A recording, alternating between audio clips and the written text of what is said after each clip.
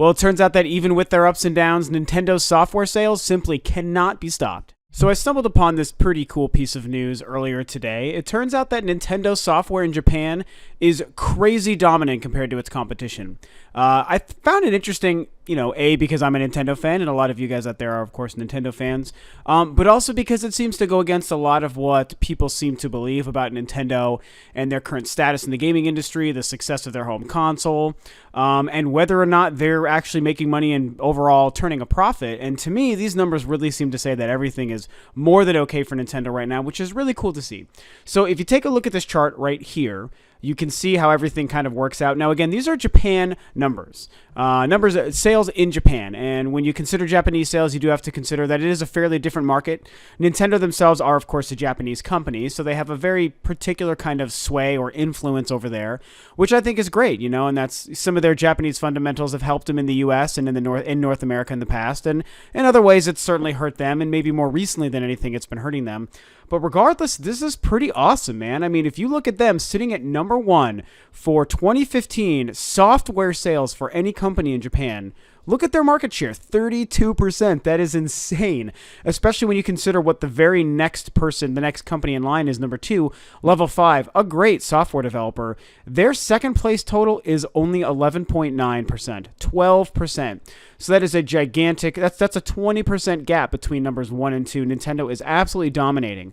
Some other notable ones up there, Square Enix, Konami, surprisingly, Capcom at number 6, Sony, of course, being number 7. Pretty interesting, but again, Sony is also a Japanese company, and they do sell much more than just video games, so that definitely makes sense. But these are video game sales, and Sony, it's impressive that they make this list. Anyone making this list, I guess, is impressive. But look at the margins. Look at those percentages there. Sony at number 7, which normally you would think 7 would sound pretty respectable. That's only 3.1%.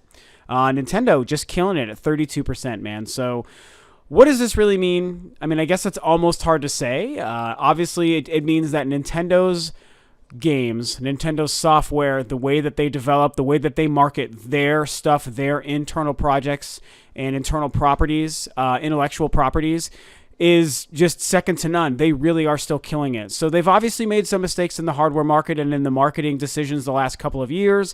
And unfortunately with the Wii U, the Wii did fantastically well. The DS and the 3DS have done fantastically well. The Wii U it just can't find any ground, man. It's got no footing, unfortunately. So their hardware decisions maybe haven't been the best the last couple of years in the last generation.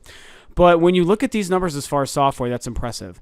Recently, I made a video discussing some of these concepts, and in that, I reminded people how when Nintendo, or any company, I should say, has a first-party project, a first-party game that they make and they sell, like a Mario Kart or Legend of Zelda or a Mario game, a game like Splatoon or anything like that, for example, all of the profits of that game go back to that company. They go back to Nintendo respectively.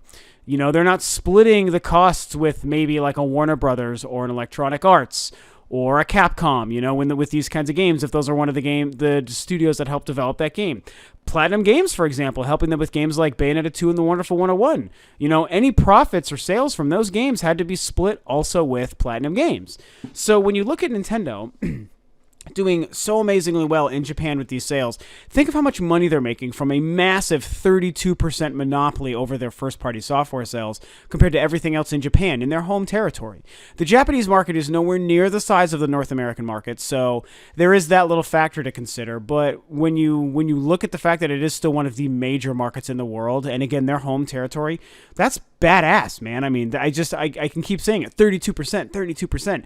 32% is a big deal, when you look at this list. So obviously they're doing right things. Obviously their games they still have a very large appeal, and obviously people still love them. I mean, people are buying them in droves. I'm buying them in droves. Me, you, your friends, all these different gamers in the world who are still gaming on Nintendo's platforms, we're still buying their games.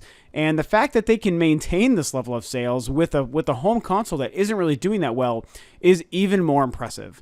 The Wii U's done okay in Japan. Obviously, the 3DS is super huge there, and so we can't forget that this percentage does include any 3DS titles as well. But I guarantee you, the massive sales of games like Mario Kart, Super Smash Bros., and Splatoon are absolutely included in that 32%. Super Mario Maker for sure as well. So Nintendo's doing great. They're doing gangbusters with their software, even despite their hardware sales, their home console hardware sales, not really living up to par and doing what we think it should be doing.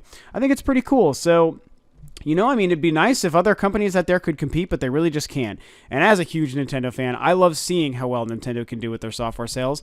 I love seeing this because it reminds me that the world still supports their games, and the reason they support their games is because we all still know that they make the best games. Yes, they fuck up in other areas and they make stupid decisions, but when it comes to just the game, which is the reason that we play games, is to play the games themselves, they're obviously doing the right things, and people are responding properly, and I think that that's really super cool. So, I don't know, I just wanted to share those quick thoughts and that quick chart about the fact that Nintendo software is doing so well in Japan. It'd be nice to see a breakdown here in North America and see if those numbers are anywhere similar. I really don't even know if they possibly could or not. I doubt they'd be that high, but I don't know. Maybe one day we'll finally get that released. But as far as the Japanese numbers go, they look pretty awesome in favor of Nintendo, so way to go, guys. You screw up in other ways, but you're obviously still killing it with the software, so that's really good to see. So anyway, that's it. What do you guys think about this? Do you think this is pretty cool news? Are you surprised? Are you not surprised? Tell me what you think below. This is Rob of the Rule 2 Review, and I'll catch you guys next time on another video.